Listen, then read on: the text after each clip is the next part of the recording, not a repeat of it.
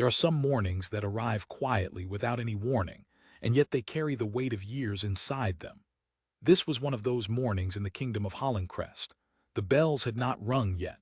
The sun was still soft and gray behind the tall windows of the palace. But somewhere deep in the stone heart of the royal house, a woman sat alone at the edge of her bed, her hands folded in her lap, staring at a dress laid out across the chair in front of her. She was a queen. She wore a crown that thousands of people bowed to. And still, on this particular day, she felt smaller than she had felt in a very long time. Because today the whole kingdom would remember someone else. Today the whole kingdom would speak a name that was not hers, a name that people still whispered with love, with tears, with a kind of ache that time had never managed to heal. And she knew, sitting there in the gray light, that no matter what she did, no matter how straight she stood or how gently she smiled, this was going to be the hardest day she had faced in years. What she did not yet know was that, by the time the sun went down, two people she least expected would change everything she believed about herself. Keep watching, because this story is not what it seems. 10 years earlier, the kingdom of Hollencrest had lost its brightest light.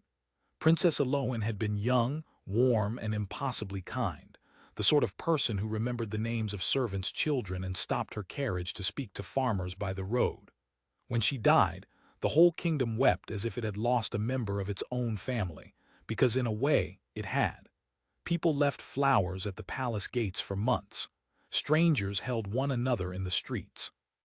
And her little son, Prince Cassian, only a boy of 8 at the time, had walked behind her coffin with a small pale face that the entire kingdom would never forget. That image had stayed in people's hearts for 10 long years. The boy who lost his mother. The boy who walked so bravely when he was far too young to be brave. Now Cassian was a young man of 18, tall and quiet, with his mother's soft eyes and his father's careful patience. He carried himself gently, but there was a firmness underneath, a strength that surprised people who expected him to still be that fragile little boy. He had grown up in the long shadow of grief, and grief had made him thoughtful. He did not speak much, but when he spoke, people listened. And in the last few weeks, he had been speaking about one thing above all others. He wanted the kingdom to build a garden in his mother's memory. Not a cold statue, not a grand marble hall. A living garden full of the flowers she had loved, open to ordinary people, where mothers could bring their children and sit in the sun. He had planned it himself, chosen every plant, walked the ground where it would stand. And now, on the 10th anniversary of her death, the garden was finished, and the whole kingdom was invited to see it unveiled. For Cassian, this was not a public event. It was a promise he had made to a memory. He had spent long evenings alone in the palace library, reading the few letters his mother had left behind, tracing her handwriting with his fingertip as though he could still feel her hand. He remembered small things about her, the way she laughed with her whole body, the way she smelled of orange blossom, the way she used to sit on the edge of his bed and tell him stories until he fell asleep. He remembered, too, the terrible silence after she was gone, the way the palace had felt like a house made of glass, cold and echoing. And he remembered how, in that silence, one person had become the target of the whole kingdom's grief and anger, not because she had done anything wrong, but because she had come after. Queen Rosamund had married Cassian's father 4 years after Aloin's death. She had not stolen him. She had not pushed anyone aside. She was a widow herself, a woman who had known her own share of loss, and she and the grieving king had found in each other a quiet, unglamorous comfort, the kind of love that does not burn but keeps you warm through a long winter. But the kingdom had never fully accepted her. To many people, she was simply the woman who was not Aloin. She wore the crown that Aloin never had the chance to wear. She sat in the chair where Aloin should have sat. And though she had spent years quietly doing her duty, giving to charities, visiting hospitals, standing patiently through endless ceremonies, she had always felt the cool distance in the eyes of the crowds. They tolerated her. They did not love her. And on days like today, that distance became a wall she could feel pressing against her chest. Rosamund had known this day was coming for months. She had watched Cassian plan his mother's garden with a mixture of tenderness and dread. She loved the boy truly, she did, though she had never been sure whether he could tell. She had never tried to replace his mother. She had learned early not to. But she had tried in her own careful way to be something to him, a steady presence, a warm meal, a quiet knock on his door when the palace felt too empty. Sometimes he had let her in. More often he had not. And now, on the day the whole kingdom would gather to remember the mother he had lost, Rosamund would have to stand at the edge of it all, smiling, present, and utterly, painfully unnecessary. She had already imagined the whispers. She had already heard in her mind the voices that would say she should not even be there. What made this day heavier still was the arrival of one more person. Princess Aldith, the late king's sister and Cassion's aunt, was returning to the palace for the ceremony. Aldith was not a soft woman. She was famous throughout Hollencrest for her sharp tongue, her stiff back, and her absolute devotion to duty. She rode horses in the rain. She never missed an engagement. She had buried her own share of family members without ever once being seen to cry in public, and some people mistook that for coldness. But Aldith had loved Elowen dearly.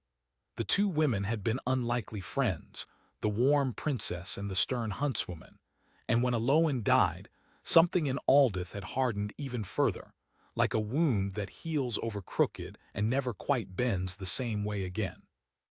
In the years since, Aldith had made no secret of the fact that she did not warm to Rosamund.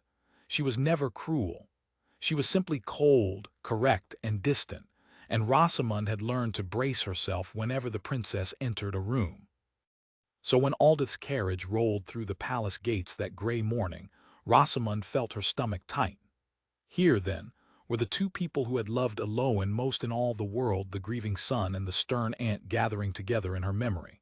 And here was Rosamund, the second wife, the outsider, the woman who was not Elowen, expected to stand among them and share in a grief that had never truly included her. She dressed slowly. She fixed her hair with hands that trembled just slightly. And when she finally looked at herself in the tall mirror, she saw a queen who looked composed and calm and completely alone. Downstairs, the palace was already alive with quiet motion. Servants carried great arrangements of white roses through the halls. Guards polished their boots. Officials moved from room to room with lists and worried faces, checking and rechecking every detail. Outside the gates, crowds were already beginning to gather, though the ceremony was still hours away. People had traveled from every corner of the kingdom. Old women who remembered Elowen as a young bride, young parents who had been children themselves when she died. They brought flowers. They brought handwritten notes. They brought their memories, folded carefully and carried close to their hearts. And above them all, the new garden waited behind a great curtain of pale silk, hidden from view, ready to be revealed. Cassion was already awake, already dressed, already standing at the tall window of his chambers looking down at the covered garden. He had not slept much. His hands were steady, but there was a tightness around his eyes that spoke of a long, restless night. He had rehearsed no speech. He did not want to. He wanted whatever he said to come from the place inside him where his mother still lived, unpolished and true. As he stood there, a soft knock came at his door, and he turned to find his Aunt Aldith standing in the doorway, still in her traveling coat, her gray hair pinned back severely, her eyes sharp and bright, and just for a moment, terribly soft. She did not say anything at first. She simply crossed the room, took his face in her weathered hands and looked at him the way she had not allowed herself to look at anyone in years. "You have her eyes," she said finally, her voice rough. "You always did." And Cassion, who had held himself together through so many hard mornings, felt something crack quietly in his chest, not breaking but opening. He nodded. He could not speak. And the two of them stood there in the gray morning light, the boy who had lost his mother and the woman who had lost her dearest friend, holding onto each other in a grief that needed no words. It was in that moment, though neither of them planned it, that something was decided. They would stand together today, not as royals performing a duty, not as figures in a ceremony, but as two people who had loved the same woman and lost her, who would honor her together, side by side, no matter what the day demanded. Aldith would not leave his side. Cassion would not have to carry this alone. and whatever the crowds felt, whatever the whispers said, they would face it as one. It was a small decision, made in a quiet room, and yet it would ripple outward through the entire day in ways none of them could yet see. Down the long corridor behind a different door, Rosamond heard the murmur of their voices without hearing the words. She had paused there on her way downstairs, and she stood now with her hand resting lightly on the cool stone wall, listening to the low sound of aunt and nephew speaking softly together. She did not intrude. She would never have intruded. But something in the warmth of that muffled sound made her feel, more sharply than ever, exactly where she stood outside the door, outside the grief, outside the small warm circle of people who had truly loved Eloin. She drew a slow breath. She straightened the collar of her dress, and she walked on past the door toward the stairs, toward the long and difficult day that waited for her below. The morning wore on, gray and slow. The crowds outside grew thicker. The white roses filled the halls with their heavy, sweet scent, and in the great entrance hall of the palace the royal household began, one by one, to gather, officials in dark coats, distant cousins in their finest clothes, the old and loyal servants who had served Eloin and served her memory still. They spoke in low voices, aware of the weight of the day. And when Rosamond entered, tall and composed in her deep blue gown, a small hush moved through the room, not hostile, not warm, simply watchful. She felt every eye turn toward her and then, just as quickly, turn away. She lifted her chin. She found her place near the great doors, and she waited, alone in a crowded room, for the day to begin. When Cassian and Aldith came down together, the change in the room was immediate. The gathered household seemed to lean toward them, drawn by the sight of the grieving boy and his devoted aunt walking side by side. There were soft sounds of emotion, quiet murmurs of blessing. People reached out to touch Cassian's sleeve as he passed, to offer him a word, a look, a share in the grief they all felt. And Rosamond, watching from her place by the doors, saw with painful clarity how the whole kingdom's heart bent toward those two, and how none of it bent toward her. She smiled. She nodded to those who caught her eye. And inside she braced herself because she understood now, beyond any doubt, that this was going to be the hardest day she had faced in years, and it had not even truly begun. The great doors of the palace opened at last onto a morning that had turned, at the final moment, from gray to gold. The clouds had thinned. Pale sunlight spilled across the courtyard and the wide lawns beyond, catching the white silk curtain that still hid the memorial garden from view. And there, spread out under that softening sky, was a sea of people such as Hollencrest had rarely seen. They filled the courtyard and pressed against the far walls and stretched back along the gravel paths as far as the eye could follow. Thousands of them. Ordinary people, most of them, with flowers in their hands and grief and love shining on their upturned faces. When the royal party appeared at the top of the steps, a great sound rose from the crowd, not a cheer, for this was not a day for cheering, but a long, low murmur of feeling that rolled across the courtyard like a wave breaking gently on a shore. Cassian stood at the front, and beside him, one step back and utterly unmoving, stood Aldith. She had shed her traveling coat and stood now in stern, simple mourning gray, her chin high, her eyes steady on the crowd. She had positioned herself deliberately, close enough that her nephew could feel her presence at his shoulder without ever having to look. And when Cassian's hand trembled slightly at his side, unseen by the crowd, Aldith's own hand moved a fraction closer, until the backs of their fingers nearly touched. It was the smallest gesture.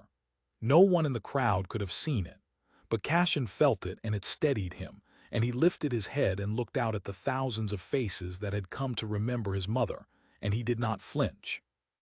Behind them, Rosamond walked out into that golden light and felt the full weight of the day settle onto her shoulders. The crowd's murmur, so warm for Cassian, cooled noticeably as she appeared. It was not loud. It was not cruel. It was simply a change in the air, a slight withdrawal, 1,000 people quietly remembering that she was not the one they had come to mourn. She took her place a careful distance from Cassian and Aldith, exactly where protocol required, and she folded her hands in front of her and fixed a calm expression on her face. But her heart was pounding. She could feel the crowd's coolness like a draft against her skin. And she understood, standing there in the sunlight, that she would have to endure hours of this, hours of being present but unwanted, seen but unloved, a queen at a ceremony where the whole kingdom's heart belonged to a dead woman she could never replace. The ceremony began simply. A choir of children sang a song that Aloan had loved, their high clear voices floating out over the silent crowd, and there were few dry eyes in the whole courtyard by the time they finished. An old bishop who had known Aloan as a girl spoke gently of her kindness, her laughter, the light she had brought into rooms simply by entering them. And then it was Cassion's turn. He stepped forward alone, and the entire kingdom seemed to hold its breath. He had prepared no grand speech, and this became clear at once, for he spoke plainly, in a voice that shook at first and then grew stronger. He spoke about his mother not as a princess but as a mother, the woman who had sung to him, who had wiped his tears, who had taught him to be kind before she taught him anything else.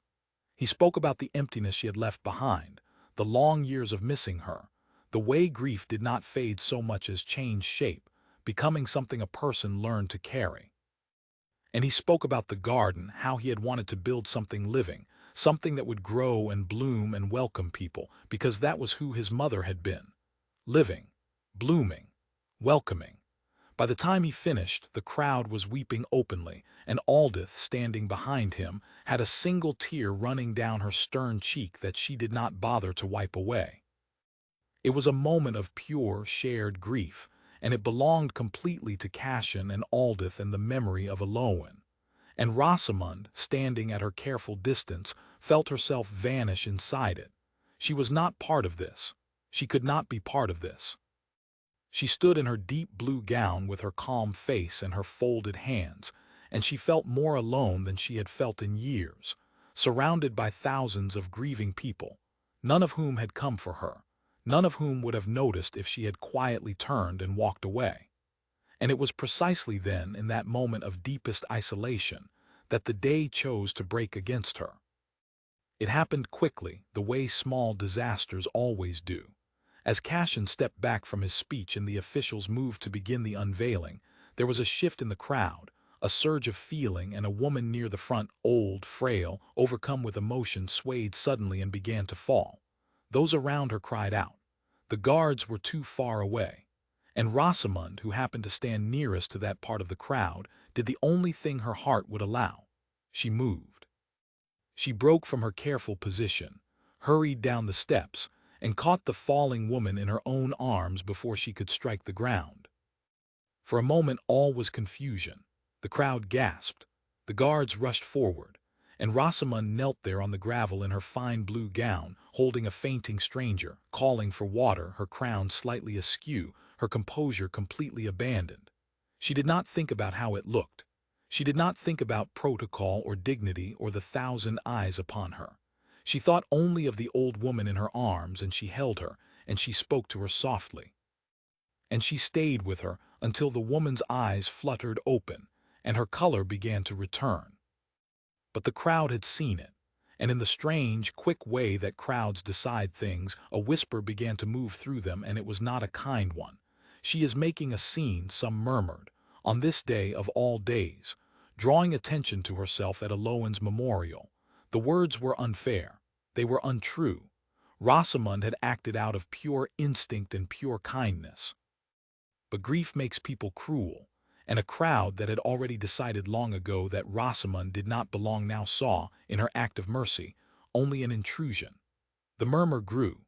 Faces turned toward her that were no longer merely cool but sharp with disapproval.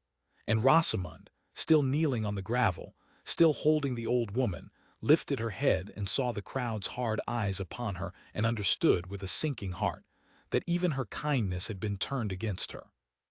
She rose slowly, once the woman was safely in the care of the guards. She smoothed her gown with hands that would not stop shaking.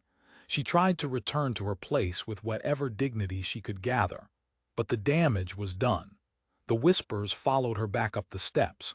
She could feel them like needles against her skin.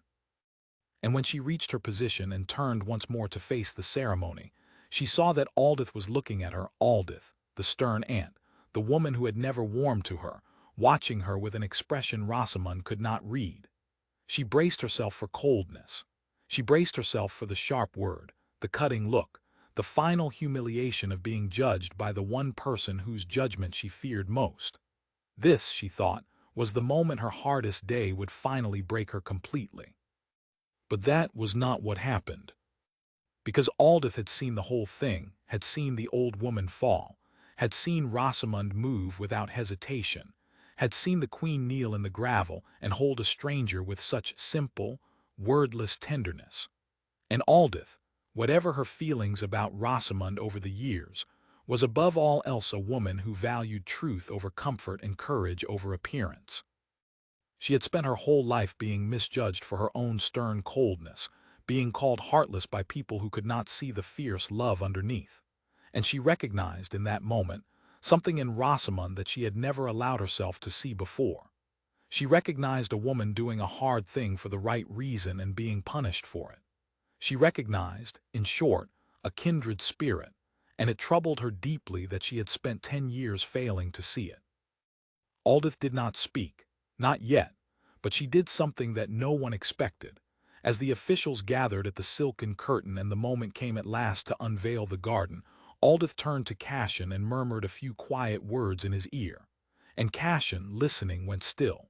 He glanced at Rosamund, a long, searching look as though seeing her for the first time. Then he gave a small, slow nod. And when the great white curtain finally fell away, and the crowd beheld the memorial garden in all its living beauty, the roses and the orange blossom, the winding paths, the small fountain gleaming in the golden light, something happened at the top of the palace steps that made the whole ceremony pause. The garden was breathtaking. A collective gasp rose from the crowd, followed by a swell of applause and tears.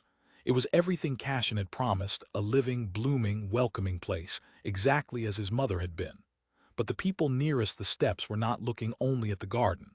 They were looking at the royal party, because Cassian had stepped back from the front, turned, and quietly extended his hand, not to his aunt, who already stood at his side, but past her, toward the queen.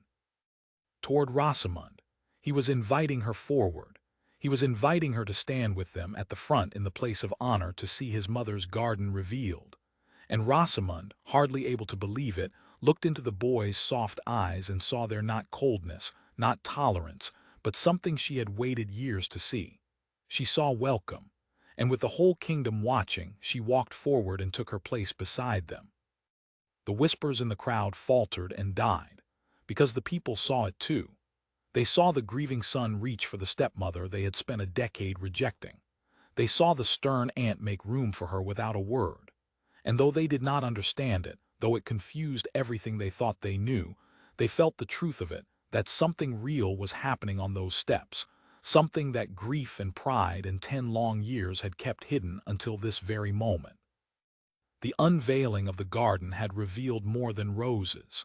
It had revealed a family, fractured and grieving, quietly beginning to knit itself back together in front of the whole watching kingdom. But the day was not over, and the hardest part for Rosamund was still to come, because standing in the place of honor, being seen at last, was one thing.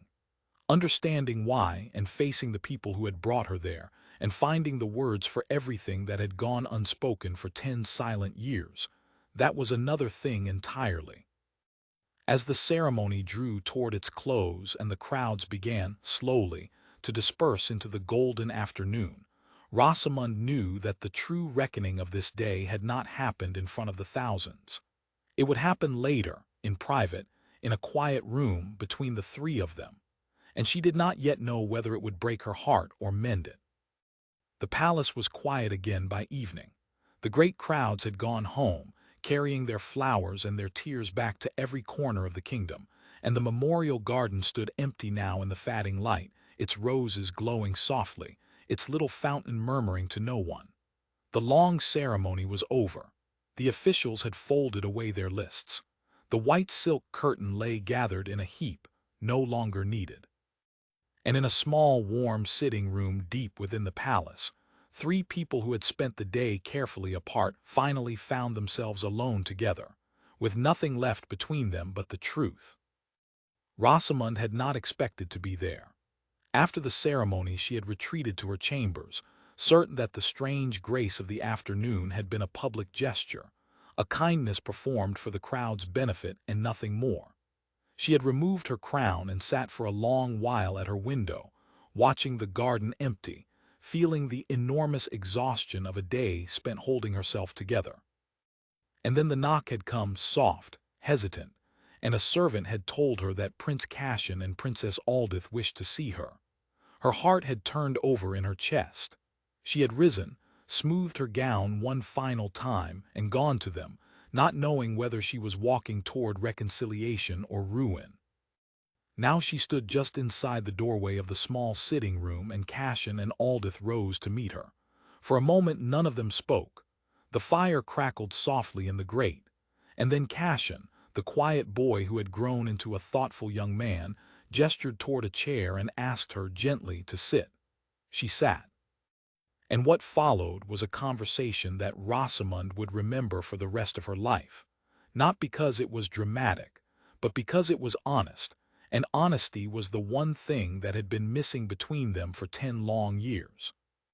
It was Cassian who began. He told her, haltingly at first, that he had watched her for a long time, longer than she knew. He had seen her, over the years, at the edges of his life, always present, never intruding, always ready with a quiet kindness he had been too proud and too wounded to accept. He confessed that he had held on to his anger not because she deserved it, but because letting go of it had felt, somehow, like letting go of his mother. As long as he resented the woman who had come after, he had reasoned, he was staying loyal to the woman who had come first. He had never said this aloud before. He had barely admitted it to himself.